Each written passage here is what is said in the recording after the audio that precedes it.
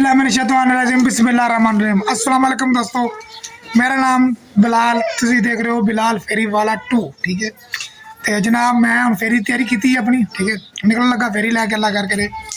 Check करो जी, अपनी cycle तैयार है बिल्कुल। तबीयत जरा खराब हैगी।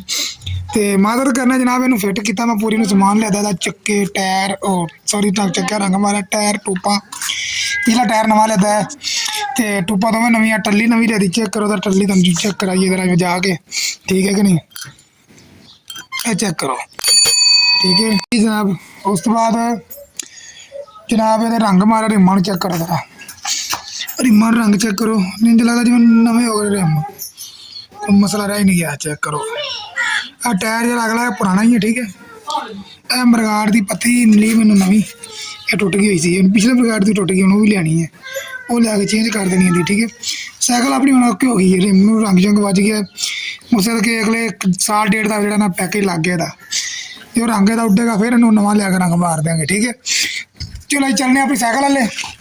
आ जनाब मेरे पापड़ जी, चेक करो, किड्डा लम्मा जे उरला जा, चेक करो। ये पापड़ ने जनाब 400 का पैकेट मिला मैनू, ये तो इतों तक है, इतों तक कल ना बेचा भी मार विचों। तो आज देखो जी मेरा देसी जुगाड़, चेक करो।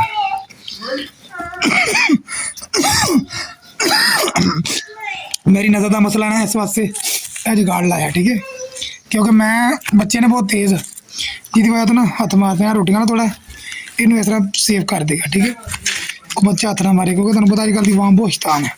अब कोई भी बोतल थोड़ा भी सेव है, इन्ना कुछ सुराख रखे होंगे बोतल पाने वास्ते, बाकी जो अगर वड्डी चीज़ आए तो खोल ली इन्हों।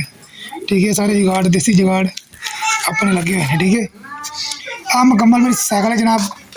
तो हूँ मैं जा रहा फेरी लगाने वास्ते, तो अल्लाह खैर करे, फेरी का टाइम बस स्टार्ट हो गया कि मैं इस टाइम आ भी जाना वापसी, लेकिन आज तबीयत खराब थी वजह तो मैं नहीं जा सकिया। ठीक है, तो हूँ इंशाल्लाह निकलूँगा, तो सुबह सुबह फेरी लाने, तकरीबन 10 बजे वापस आ जाएंगे, 10:30 9:30 बजे। ठीक है, तो तुम दसांगे की लिया तो की नहीं। ठीक है, बारह तुम चीज़ा बना दी फिर अपने को की है अपने को जनाब, पापड़ है जी। ठीक है, तो उस तो बाद दाल हैगी, चनिया की दाल, चेक करें आ देखो जी, चनिया की दाल है। ठीक है, तो पूरा जी 32 की 30 की नहीं मिला, थोड़ा जी 32 से। फिर सेवियाँ जी,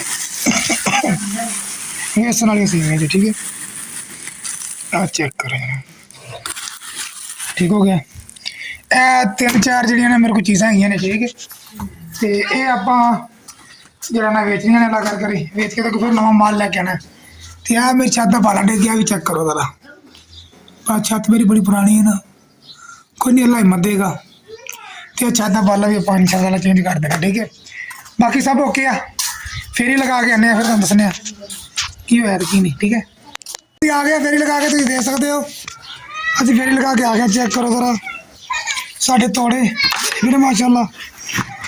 अगे मैं जाना सुबह 6 बजे 6:30 बजे स्टार्ट कर देना, तबीयत खराब थी तो मैं सुबह कड्डी साइकिल 8:30-9 बजे आ माशाल्लाह कमा के लिया। ठीक है, वो 500-700 जेब च भी है। ठीक है,